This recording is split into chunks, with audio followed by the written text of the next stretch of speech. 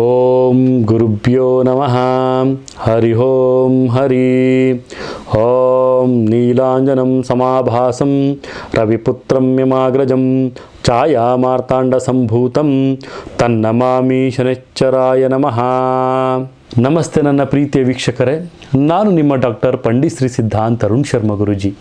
ವಿಶೇಷವಾಗಿ ಇವತ್ತಿನ ಒಂದು ಸಂಚಿಕೆಯಲ್ಲಿ ನಾವು ಸೂರ್ಯಪುತ್ರನಾದಂತಹ ಶನಿಯ ಒಂದು ವಕ್ರತ್ವ ಏನೀಗ ಪ್ರಾರಂಭ ಆಗ್ತಾ ಇದೆ, ಜೂನ್ 29ನೇ ತಾರೀಕು 12:35 ವಕ್ರಿಯ ಚಲನೆ ಪ್ರಾರಂಭ ಆಗ್ತಾ ಇದೆ. ಏನಪ್ಪ ಇದು ವಕ್ರಿಯ ಚಲನೆ ಅಂದರೆ ಏನು? ಶನಿ ವಕ್ರಿ ಅಂದರೆ ಏನು? ಅದರದ್ದು ಪರಿಣಾಮಗಳು ಯಾವ ರೀತಿಯಾಗಿರುತ್ತೆ, ಏನು ಇದು ಯಾವ ರೀತಿಯಲ್ಲಿ ಬರ್ತಾ ಇದೆ ಅನ್ನೋದನ್ನು ತುಂಬಾ ಒಂದು ಗೊಂದಲದಲ್ಲಿದ್ದೀರ ನನ್ನ ಪ್ರೀತಿಯ ವೀಕ್ಷಕರೇ. ವಿಶೇಷವಾಗಿ ಇದಕ್ಕೊಂದು ಮಾರ್ಗ ನಾನು ನಿಮ್ಗೆ ತಿಳಿಸ್ತೀನಿ. ಶನಿ ದೇವನನ್ನು ನಾವು ಕರ್ಮದಂಡ ನಾಯಕ ಅಂತ ಕರಿತೀವಿ. ಅಂದರೆ ಆತನ ನಾವು ಕರ್ಮದಾತ, ನ್ಯಾಯಾಧೀಶ, ಜಸ್ಟಿಸ್ ಅಂತಲೂ ಸಹಿತ ನಾವು ಆತನನ್ನು ಹೇಳ್ತೀವಿ. ವಿಶೇಷವಾಗಿ ಭೂಮಿಯ ಪಥದ ಮೇಲೆ ಎಲ್ಲ ಗ್ರಹಗಳ ಸಂಯೋಜನೆ ಆಗುವಂಥ ಸಂದರ್ಭದಲ್ಲಿ ಹಿಮ್ಮುಖವಾಗಿ ಚಲಿಸುವಂತಹ ಒಂದು ವೇಳೆಯನ್ನು ಶನಿ ವಕ್ರಿ ಅಂತಲೂ ಸಹಿತ ಹೇಳ್ತೀವಿ. ಅದೇ ಯಾವ ರೀತಿಯಾಗಿ ಹೇಳ್ಬೋದು ಅಂದರೆ, ಒಂದು ವೇಳೆ ಆತ ಯಾವುದಾದರೂ ರಾಶಿಯಲ್ಲಿ ಶನಿ ವಕ್ರವಾಗಿ ಚಲನೆಯನ್ನು ಮಾಡ್ತಾ ಇದ್ದಾನೆ ಅಂದರೆ ಅವರ ಜೀವನದ ಮೇಲೆ ಅಥವಾ ಕೆಳಗೆ ಆಗುವಂತಹ ಕೆಲವೊಂದು ಬದಲಾವಣೆಗಳು ಯಾವ ರೀತಿಯಲ್ಲಿ ಇರುತ್ತೆ ಅನ್ನೋದನ್ನು ಸಹಿತ ನಾವಿಲ್ಲಿ ನೋಡ್ತೀವಿ. ಅಂದರೆ ವಿಶೇಷವಾಗಿ ತನ್ನ ರಾಶಿ ಆಗಿರುವಂತಹ ಕುಂಭ ಒಂದು ರಾಶಿಯಲ್ಲಿ ಶನಿ ವಿರಾಜಮಾನವಾಗಿರ್ತಾನೆ.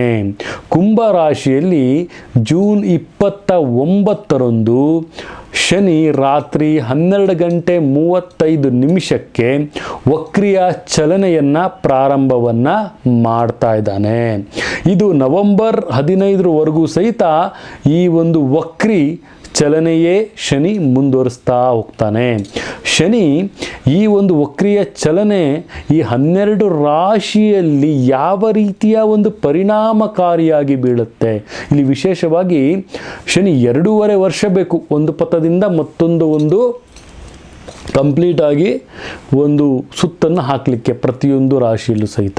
ಸೊ ಈ 2.5 ವರ್ಷ ದಲ್ಲಿ ವಕ್ರಿಯಾಗಿರೋದು ಯಾವಾಗಪ್ಪ ಅಂತ ಹೇಳಿದ್ರೆ, ಶನಿ ದೇವನು ಕುಂಭರಾಶಿಯಲ್ಲಿ ಹಿಮ್ಮೆಟ್ಟುತ್ತಾ ಇದ್ದಾನೆ. ಅಂದರೆ ಶನಿ ಹಿಮ್ಮೆಟ್ಟುವಿಕೆಯನ್ನು ನಾವು ವಕ್ರಿಯಾಗಿದ್ದಾನೆ ಅಂತಲೂ ಸಹಿತ ನಾವಿಲ್ಲಿ ತಿಳಿಸ್ಬೋದಾಗುತ್ತೆ. ವಿಶೇಷವಾಗಿ ಶನಿಯ ಒಂದು ಪ್ರಭಾವ ಕೆಲವು ರಾಶಿಗಳಿಗೆ ಕೆಟ್ಟದಾಗಿರುತ್ತೆ, ಇನ್ನು ಕೆಲವು ರಾಶಿಗಳಿಗೆ ಒಳ್ಳೆಯದಾಗಿರುತ್ತೆ. ಕರ್ಮದ ಆಧಾರದ ಮೇಲೆ ಶನಿಯ ಒಂದು ಪ್ರಭಾವ ಬೀರ್ತಾನೆ. ಶನಿ ಮಹಾತ್ಮನ ಒಂದು ಪ್ರಭಾವವನ್ನು ಬೀರ್ತಾ ಹೋಗ್ತಾನೆ. ಈತ ಶಿವನಿಗೆ ಪ್ರಿಯವಾದವನು. ಶಿವನಿಗೆ ಪ್ರಿಯವಾದವನು ಶಿವನಿಗೆ ಬಿಟ್ಟಿಲ್ಲ ಶನಿ. ಹಾಗೆ ಇನ್ನು ಕಡು ಮಾನವರಾದಂತಹ ನಮ್ಮ ಮೇಲೂ ಸಹಿತ ಈತನ ಪ್ರಭಾವ ಬಿಡೋಕ್ಕಾಗುತ್ತಾ? ಕರ್ಮದಂಡ ನಾಯಕನಾದಂತಹ ಶನಿ ಧರ್ಮಕ್ಕೆ ಧರ್ಮವನ್ನು ಕೊಡ್ತಾನೆ, ಕರ್ಮಕ್ಕೆ ಕರ್ಮವನ್ನು ಕೊಡ್ತಾನೆ. ಇದೇ ರೀತಿ ನಮ್ಮ ಒಂದು 12 ರಾಶಿಗಳ ಮೇಲೆ ಯಾವ ರೀತಿಯಾಗಿ ಪರಿಣಾಮಗಳನ್ನು ಬೀರ್ತಾ ಇದ್ದಾನೆ ಅನ್ನೋದನ್ನು ನಾವಿಲ್ಲಿ ನೋಡೋಣ ನನ್ನ ಪ್ರೀತಿಯ ವೀಕ್ಷಕರೇ.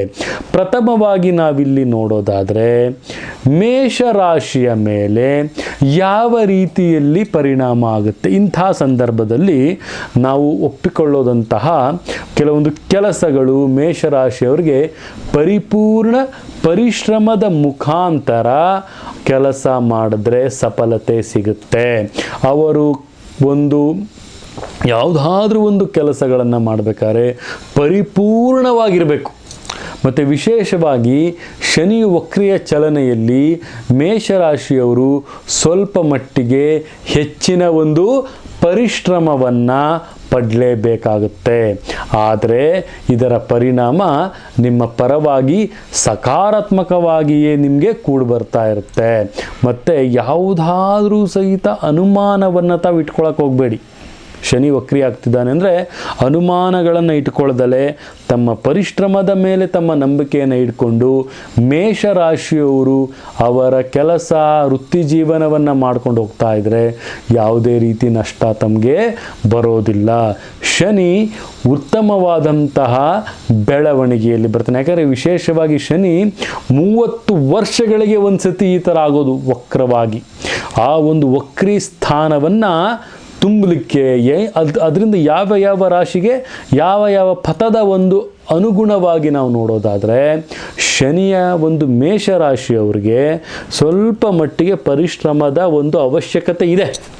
ಆ ಪರಿಶ್ರಮವನ್ನು ಅವರು ಮಾಡಿದ್ರೆ ವೃತ್ತಿ ಜೀವನದಲ್ಲಿ ಉತ್ತಮವಾದಂತಹ ಫಲಾನುಫಲಗಳು, ಶನಿ ಉಚ್ಚನಾಗಿ ಬಂದರೆ ಸಾಕು, ಆತನ ಲಾಭವನ್ನು ನಾವು ಗಳಿಕೆಯನ್ನು ಮಾಡಿಕೊಳ್ಬೇಕು. ಸ್ವಲ್ಪ ಮೂಢನಂಬಿಕೆ ಇದೆ, ಶನಿ ಯಾವಾಗಲೂ ಕೆಟ್ಟದನ್ನು ಕೊಡ್ತಾನೆ, ಶನಿ ನಮಗೆ ಕೆಟ್ಟದನ್ನೇ ಮಾಡ್ತಾನೆ ಅನ್ನೋದನ್ನು ಫಸ್ಟ್ ತೆಗೆದಾಕಿ. ಶನಿ ಕರ್ಮದಂಡ ನಾಯಕನಾಗಿರ್ತಾನೆ. ನೀನು ಒಬ್ಬರಿಗೆ ಕೆಟ್ಟದನ್ನು ಮಾಡಿದರೆ ನಿನಗೆ ತಕ್ಕ ಶಾಸ್ತಿ ಮಾಡೇ ಮಾಡ್ತಾನಾತ. ನೀನು ಧರ್ಮದ ಮಾರ್ಗದಲ್ಲಿ ನಡ್ಕೊಂಬಂದರೆ ಧರ್ಮವನ್ನು ಕೊಡುವುದೇ ಅವನ ಕಾಯಕ.